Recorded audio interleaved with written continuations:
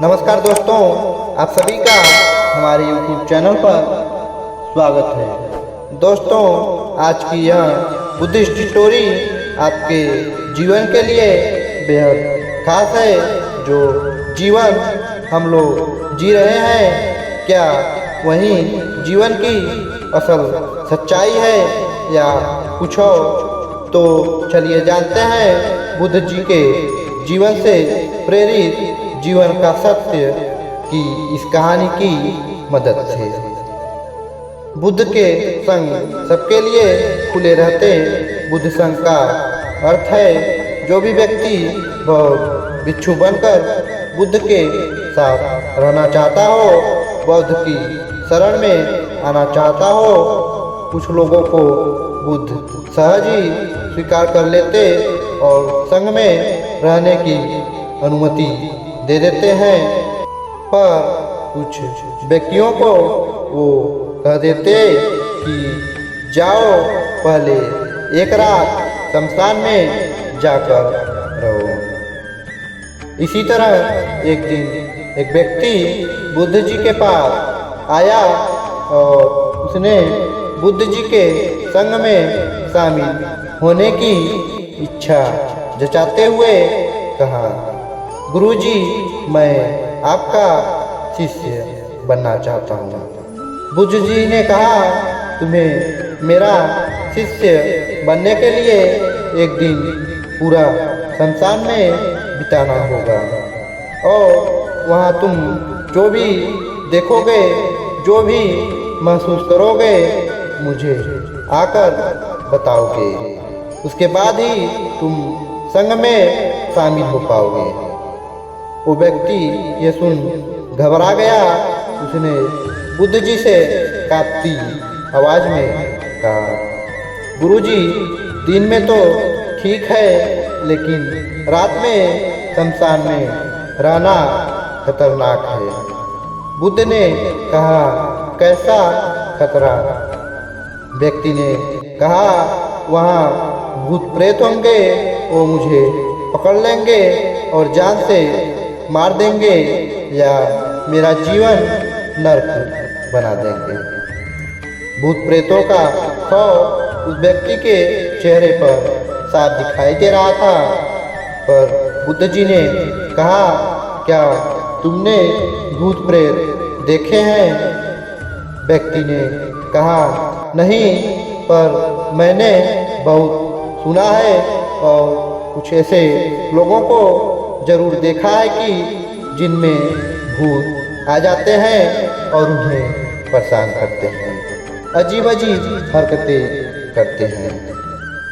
इस पर बुद्ध जी ने कहा, फिर तो अब तुम्हारे पास ये सुनहरा अवसर है ये जानने के लिए कि क्या वाकई में भूत प्रेत होते हैं या नहीं। तुम एक रात शमशान में व्यतीत करो। वहाँ अगर तुम्हें कुछ ऐसा लगे कि वो भूत है, तो देखना कि वो कैसा दिखता है, और यदि ऐसा कुछ ना हुआ तो तुम यह जान पाओगे कि भूत प्रेत जैसी कोई चीज नहीं होती। इस तरह पूरी रात तुम जो भी अनुभव कर पाओ, वह सुबह मुझे आकर बताना। बुद्ध की बातों से वो व्यक्ति जिज्ञासु हो जाता है और कहता है, ठीक है गुरुजी, मैं एक पूरा दिन और रात शमशान में गुजारूंगा। बुद्ध जी ने कहा, ठीक है, अभी तुम स्नान कर लो और आश्रम में जाकर भोजन करके आराम करो। कल सूर्य की पहली किरण के साथ ही शमशान पहुंच जाना।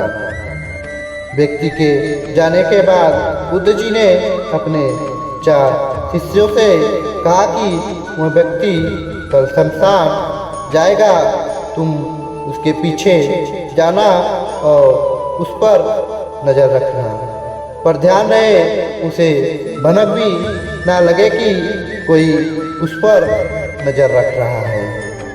अगले दिन सुबह होते ही वह व्यक्ति शमशान पहुंच गया।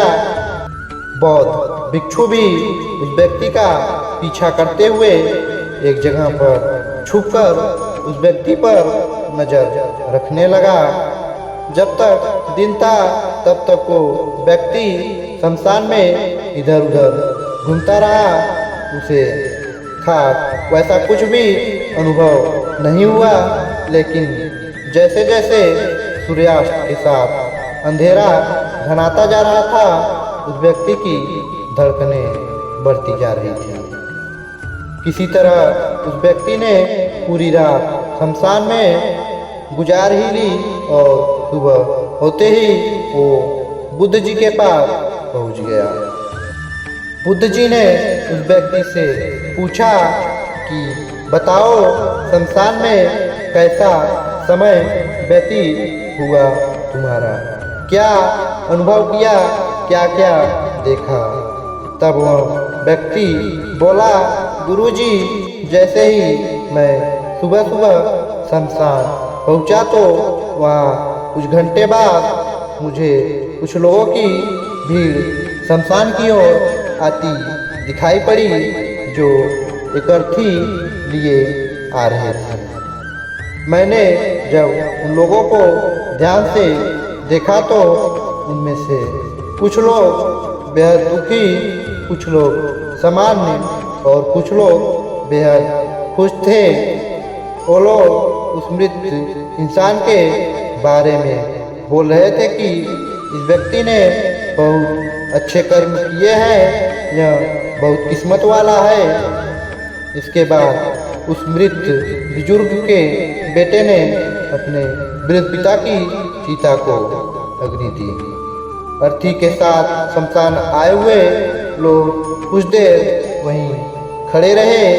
चिता प्रचंड अग्नि की लपटों से धू धू कर जलती रही। सभी लोग मायूस खड़े जलती चिता को निहार रहे थे। जैसे जैसे चिता की अग्नि मंद पड़ने लगी, वहाँ मौजूद लोग भी वहाँ से जाने लगे। थोड़ी देर बाद वहाँ दो और अर्थी आई, जिसमें एक अर्थी किसी अमीर व्यक्ति की थी, जो तरह तरह के फूलों से बहुत सजी धजी थी। उस अर्थी के आसपास बहुत से भी लोग थे। और दूसरी अर्थी एक गरीब व्यक्ति की थी, जो बेहद साधारण सी थी, और उसके पास गिने चुने ही लोग थे। अमीर व्यक्ति की चिता चंदन की लकड़ी पर जलाई गई, जबकि गरीब व्यक्ति की चिता साधारण लकड़ियों पर जलाई गई। पहले अमीर व्यक्ति की चिता को जलाया गया क्योंकि वह अमीर था। उसके बाद गरीब व्यक्ति की चिता जलाई गई। दोनों व्यक्तियों की चिताएं जब जल गई तो सभी लोग शमशान से चले गए, लेकिन मैं वहीं खड़े चिताओं को देखता रहा। अब बुद्ध जी ने कहा, तुमने उनकी चिताओं को देखकर क्या समझा और क्या अनुभव किया? व्यक्ति ने कहा, गुरुजी, दोनों की चिताएं समान थी। दोनों के ही शरीर उन चिताओं में समान तरीके से ही जले। उसके बाद जब सब कुछ जलकर राख में बदल गया तो वो राख भी एक समान ही थी। गुरुजी, उसके बाद वहाँ पर एक औरत की अर्थी आई। उस औरत का पति बहुत दुखी था, फुट फुट कर रो रहा था। अर्थी के साथ शमशान में आए बाकी लोग भी बहुत दुखी थे। वो सभी उसके पति को सांत्वना दे रहे थे। हे बुद्ध जी, मैंने इसमें देखा कि बहुत से लोग काफ़ी ज्ञानी थे, वो ज्ञान की बातें कर रहे थे। मैंने ध्यान से उनकी बातों को सुना तो वो बोल रहे थे कि अर्थी की सवारी करते हुए मृत होकर एक दिन तो सबको यहाँ आना ही है। जीवन हमें इंसानियत और परोपकार से जीना चाहिए। अधर्म कर्म से दूर रहना चाहिए। किसी को कभी कष्ट नहीं देना चाहिए। धन के पीछे हमेशा भागकर जो हम अपने जीवन का सुख चैन गवा बैठते हैं और अंत में जो भी धन इकट्ठा करते हैं वो सब कुछ तो यहीं धरे का धरा रह जाता है। गुरुजी उसके बाद शमशान में कोई अर्थी नहीं आई। इस पर बुद्ध जी ने पूछा कि तुम सारी रात वहाँ रहे तो क्या कोई भूत प्रेत तुम्हें दिखा? तो उस व्यक्ति ने बोला, नहीं, वहाँ मुझे कोई भूत प्रेत नहीं दिखा। हालांकि मन में एक डर तो था, पर सच कहूँ तो पूरी रात मैं अपने आप से ही डरता रहा। कभी हवाओं से हिलने वाले पत्तों की आवाज़ों से डरता रहा तो कभी वहाँ आसपास मौजूद जीव जंतुओं की आवाज़ों से डरता रहा। सारी रात सहमा रहा, लेकिन पूरी रात में मुझे कोई भूत प्रेत नजर नहीं आया। बुद्ध जी ने उस व्यक्ति से कहा, ठीक है, अब तुम जाओ और आश्रम में आराम करो। कल फिर तुम्हें पूरा एक दिन और रात शमशान में बिताना होगा। अब वो व्यक्ति ये सुन बोला, आप कैसी बात कर रहे हैं गुरुजी? आपके ही कहने पर आज पूरा दिन और पूरी रात मैं शमशान में पड़ा रहा। उस समय मैंने कैसे काटा है मैं ही जानता हूँ। अब मैं दोबारा वहाँ नहीं जाऊँगा। बुद्ध ने कहा, देखो, जो खास चीज़ तुम्हें वहाँ जाकर मिलनी है वो तुम्हें अभी तक नहीं मिली है। जब तक वो चीज़ तुम्हें नहीं मिल जाती मैं तुम्हें संग में शामिल नहीं कर सकता। तुम एक दिन और वहाँ रुको, तुम्हें वो अवश्य मिल जाएगी। व्यक्ति बोला, ठीक है, मैं कल एक दिन और रात और व्यतीत कर लूँगा शमशान में। अगले दिन सुबह वो व्यक्ति बुद्ध जी का आशीर्वाद लेकर फिर से शमशान पहुँच गया।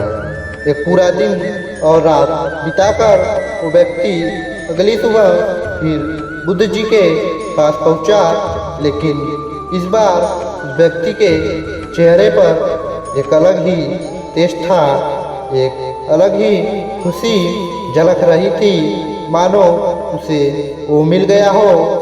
लेकिन बुद्ध जी उसके मुँह से सुनना चाहते थे, इसलिए बुद्ध ने एक ही सवाल पूछा कि क्या तुम्हें वो चीज़ मिली? व्यक्ति बोला, हाँ गुरुजी, वो मुझे मिल गई। बुद्ध जी ने पूछा कि बताओ तुम्हें वहाँ क्या मिला? व्यक्ति ने कहा, गुरुजी, मैंने जीवन का अर्थ समझ लिया है। मैंने वहाँ देखा कि कुछ लोग शाम को मुझे अर्थी पर लेकर आ रहे हैं। मुझे 4 लोगों ने अपने कंधों पर उठा रखा है। मेरे पीछे कुछ 15 से 20 लोग रोते बिलखते चल रहे हैं। मेरे पिता अर्थी के आगे आगे चल रहे हैं और कुछ लोग राम नाम सत्य बोलते हुए ऊपर फूल फेंक रहे हैं। मेरे सभी रिश्तेदार बहुत दुखी हैं। भीड़ में मौजूद कुछ लोग तो सिर्फ दुखी होने का नाटक कर रहे हैं और कुछ लोग मेरे पिता को सांत्वना दे रहे हैं।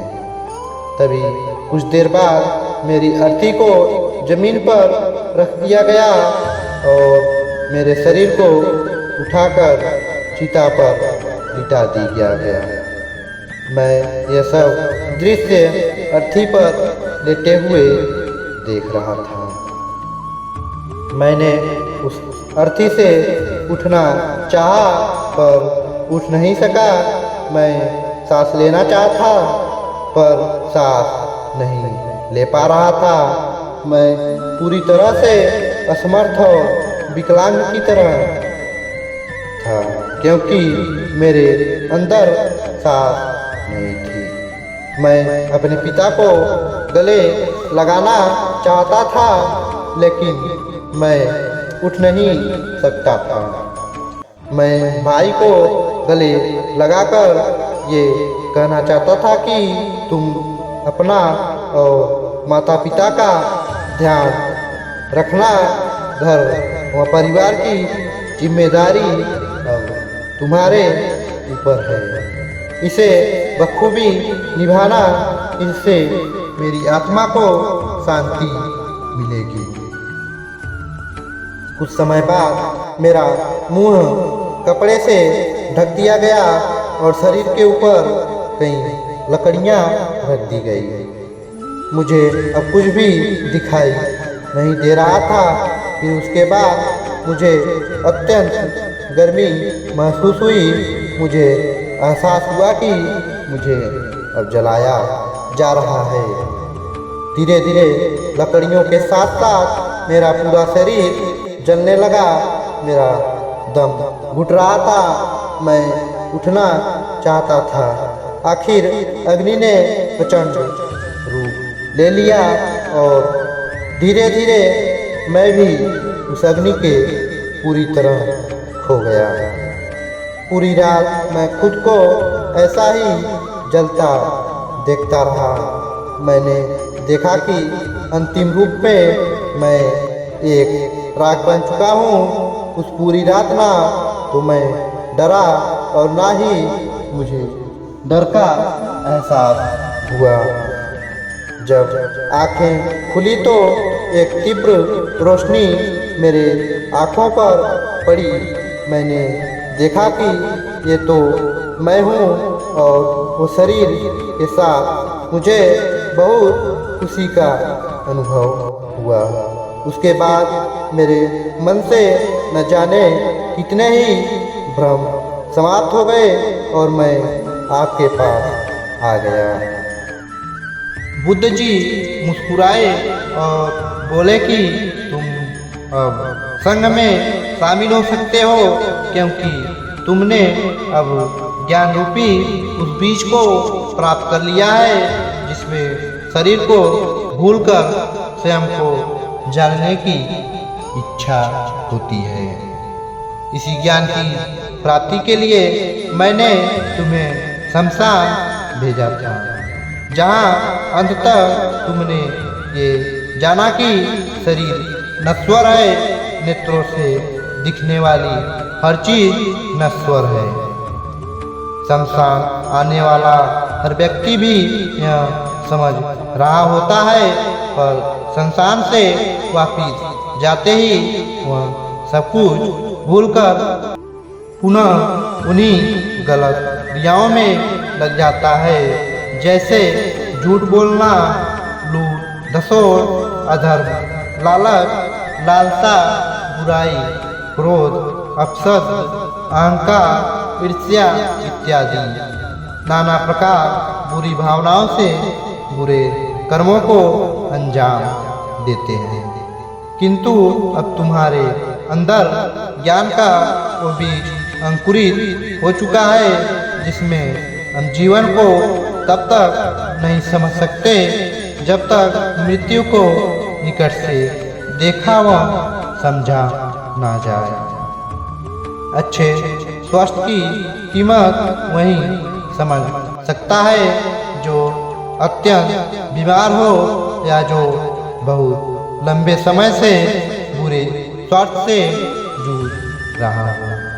ठीक उसी तरह जीवन का महत्व वही समझ सकता है जो मृत्यु से रूबरू हो या जो मृत्यु को समझ चुका हो। एहसास कर चुका हूँ। तुम्हें इसी बीच का लक्ष्य बनाकर ध्यान की मदद से स्वयं को और ज़्यादा जानना है और ज्ञान की उस सीमा पर पहुंचना है जिसे जानने के बाद कुछ भी शेष नहीं रह जाता और कोई इच्छा, कोई लालसा भी शेष नहीं रह जाती। मन हर विचारों से मुक्त हो जाता है, सब शून्य में समाहित हो जाता है। ये मन जिज्ञासा का कौतूहल शांत होकर ज्ञान रूपी शांति में बदल जाता है। यहीं से परम शांति, सुख, सुकून का आनंद एवं अनुभव प्राप्त होना आरंभ होता है। तो दोस्तों, आज आपने इस कहानी से क्या सीखा, हमें नीचे कमेंट बॉक्स में कमेंट करके ज़रूर बताना। हम अपनी इस चैनल पर जीवन बदल देने वाली कहानी, ऐसे ही तमाम ज्ञान से भरी शिक्षाप्रद कहानियाँ आपके लिए लाते ही रहते हैं। तो दोस्तों, देर किस बात की, हमारे चैनल को सब्सक्राइब करना ना भूलें और रोज़ इसी तरह के ज्ञान से भरी नैतिक कहानियाँ देखते रहें। दोस्तों, आपका अमूल्य समय देने के लिए मेरा दिल से धन्यवाद।